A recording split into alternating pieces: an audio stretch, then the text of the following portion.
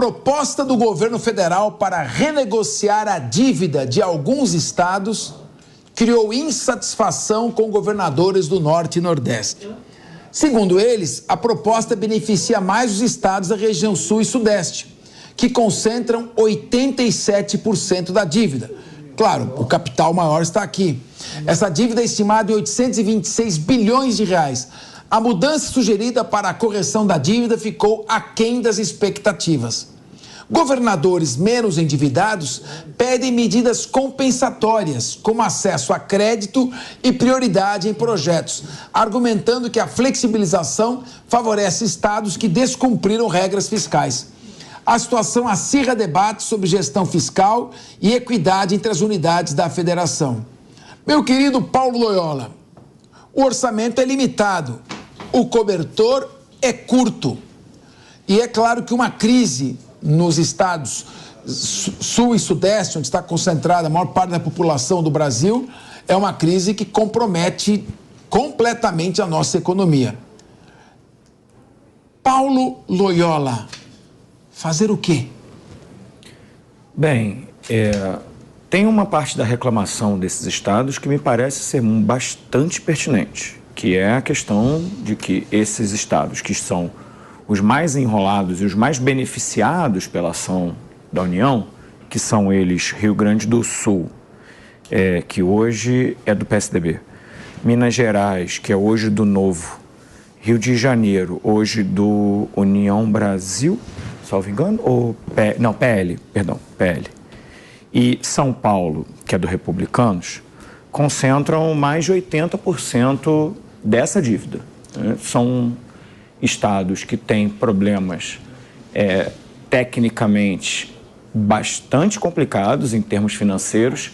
Faz sentido a preocupação da União, uma vez que não socorrer esses estados pode impedir uma série de ações em nível local, mas faz também sentido o que os estados do Nordeste estão fazendo e pedindo, que é um conjunto de compensações para aqueles que se comportaram bem neste período.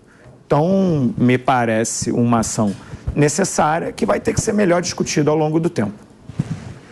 Meu querido Diego Tavares, eu lembro que o governo Dória terminou com 50 bilhões de reais de superávit. Exatamente. Então, como é que você acha que deve se comportar? O Paulo Loyola enumerou partidos, relacionou administrações com partidos. Você acha que essa questão vai influenciar ou o governo federal irá fazer uma análise técnica? Não, eu não vejo, professor Capês, influência partidária nessa discussão, mas eu tenho uma outra ótica, eu trago o holofote para um outro prisma desse tema, porque me parece, hoje é um programa de frases, né, de grandes frases aqui. Vamos lá, vamos ver qual é a frase. Eu me lembro de uma frase do Paulinho, do governador Rodrigo Garcia, em 2022, que ele disse, justamente discutindo a questão de pacto federativo, porque na ocasião São Paulo recebia 45 bilhões de repasse para cada 750 bilhões de reais que mandava anualmente para a União Federal. E ele disse que o Brasil estava criando um sistema de transformar a locomotiva do Brasil no burro de carga do Brasil. Então eu acho um pouco estranho esses governadores do Norte e Nordeste, eles demandarem uma certa premiação pelo seu bom comportamento econômico, quando, na realidade, esses estados são, em sua grande maioria, estados deficitários, estados que não fecham a conta, que justamente são bancados pela arrecadação superavitária, justamente dos estados que são beneficiados por essa medida. Então, eu acho isso, no mínimo, um pouco estranho. Só para nossa audiência entender como que funciona o orçamento público. Os estados juntam um bolo de dinheiro, mandam lá para Brasília e aí a elite do funcionalismo público lá, meia dúzia de burocratas, decidem para onde vai esse dinheiro, para que estados que vão. Isso cria distorções terríveis. A primeira distorção é que na grande maioria, mesmo de um estado como São Paulo, que é um estado superavitário, a maioria dos prefeitos são praticamente pedintes, dependem aí da caridade de deputados que enviam emendas, depende de caridade da União Federal, que complementam o seu orçamento, senão os municípios do estado mais rico do Brasil, ainda assim, não conseguem fechar a sua conta. Cria distorções também ao contrário. Distrito Federal, onde praticamente nada se produz, que tem praticamente a economia toda voltada para o funcionalismo público, tem o maior PIB per capita do Brasil, tem o IDH maior que da Noruega, tem a 4ª maior frota de embarcações do país, sem nem estar perto do mar, né? É tudo embarcação ali do Lago Paranoá, que são utilizados ali numa lagoa. Mas, enfim, isso para mim é um completo absurdo.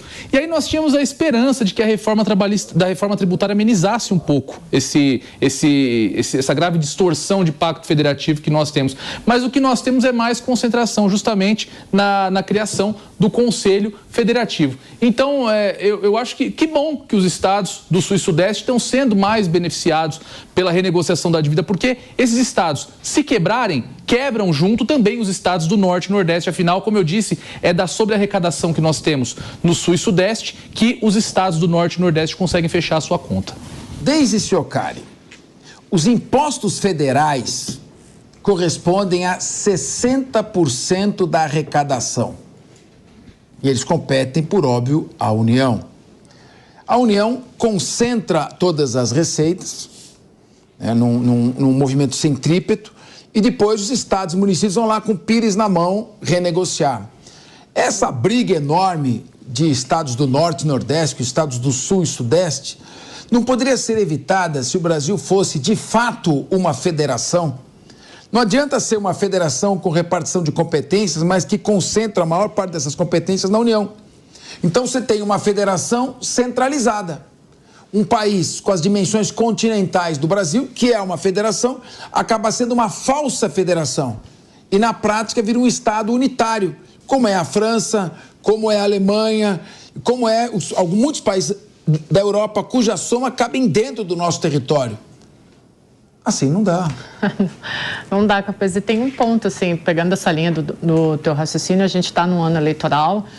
A minha análise de todo esse cenário ela é um pouco outra, assim. A gente tem aqui os estados com 87% da dívida, que são São Paulo, Rio de Janeiro, Minas Gerais e Rio Grande do Sul, que são estados que historicamente não são aliados do presidente Lula, né? Minas Gerais ainda tem a questão do Zema e do Pacheco, né? O Pacheco agora entrou nessa interlocução aí porque ele está de olho no governo do estado, né? Então, se ele solucionar, beneficia quem? O concorrente dele, o Zema, que pode lançar um sucessor ali, ou beneficia ele próprio para 2026.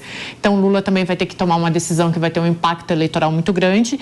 E aí, ele cede aos apelos do Norte e Nordeste, deixa os seus aliados de lado. Então, toda essa renegociação da dívida, no final disso tudo, ela coloca o Lula numa fogueira, porque ele vai ter que fazer uma negociação ali. É óbvio, como os meus colegas falaram aqui, os estados do Sul, eles acabam sendo os responsáveis por girar a economia, mas também tem a questão política, e o Norte e o Nordeste pode ficar desassistido e prejudicar o Lula eleitoralmente. E no meio disso tudo, quem vai queimar de novo? Fernando Haddad.